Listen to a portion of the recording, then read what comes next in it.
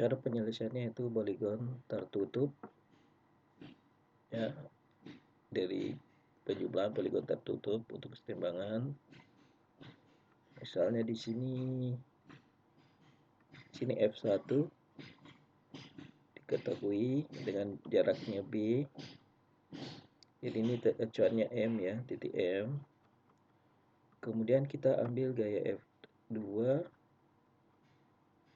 yang acuannya M. Berarti kita dapat di sini F2, ya. Kemudian kita dapat F2-nya, F1 plus F2. Jadi kita dapat arahnya seperti ini dan besarannya. Kemudian poligon tertutupnya F1, F2 ini tertutup. Kemudian F1 tambah F2. Kemudian kita ambil F3, ya, ini F3, kemudian F4 kita buat poligon tertutup.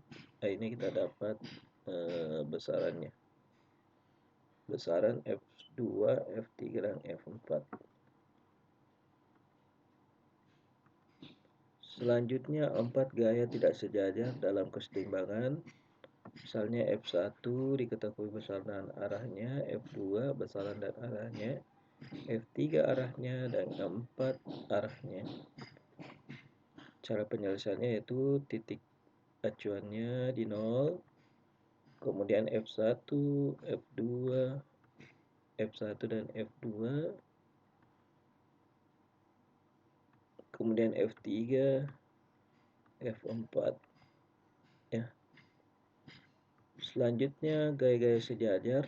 Cara penyelesaian secara analitis yaitu untuk kesetimbangan sama cara untuk statika struktur, yaitu sigma momen di A sama dengan 0. Jadi sigma momen di A sama dengan 0, di mana P kali A dikurang, ini berlawanan jarum jam, dikali B, di mana P2 sama dengan P kali A per B. Untuk sigma gayanya itu sama dengan 0, di mana F1 tambah F2 sama dengan P. F1 sama dengan P kurang F2. Kalau kita gambar secara grafis, di sini kita kasih garis bantu S1 dan S2. Tentukan F1 dan F2. Penyelesaiannya yaitu kita buat titik acuan S2, S1, kemudian kita gariskan P, kita bagi F2 dan F1. Jadi penjumlahan antara F1 dan F2 itu harus sama dengan P, ya.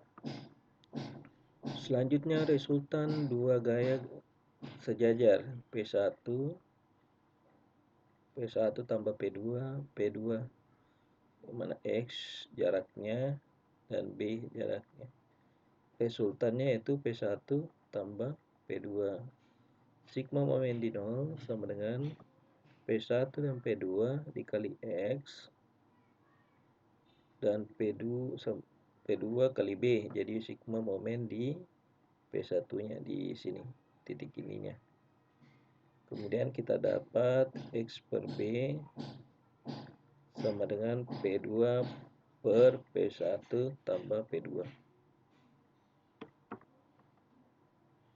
Bagaimana dengan benda dua gaya dalam kesetimbangan? Misalnya ini, ya, F1X, F2X, aksi reaksi, demikian juga F1Y, F2Y.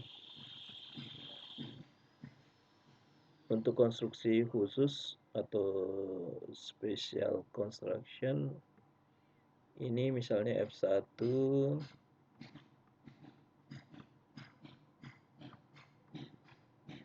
Di sini kita bisa lihat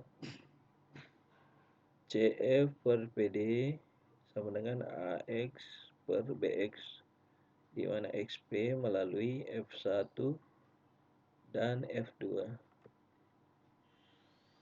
Ya, demikian pula untuk konstruksi khusus ini, P1, P2, P sultannya.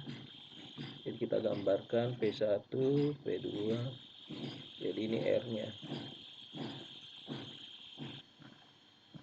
Untuk contoh soal misalnya seperti ini ya. Penyelesaiannya secara grafis. Ini F1 diketahui besaran dan arahnya. F2 tidak diketahui besaran dan arah. F3 diketahui arahnya. Jadi kita bisa gambarkan secara grafis. Di sini F1,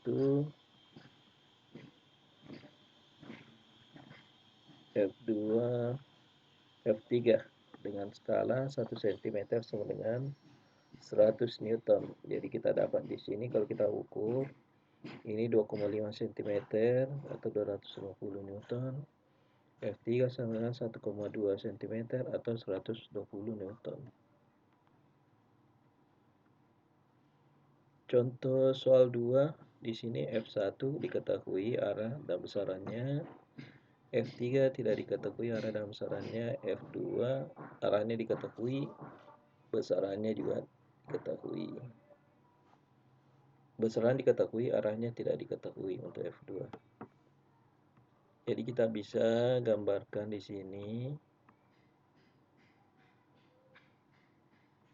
Jadi ini F1, ini F2, dan ini F3.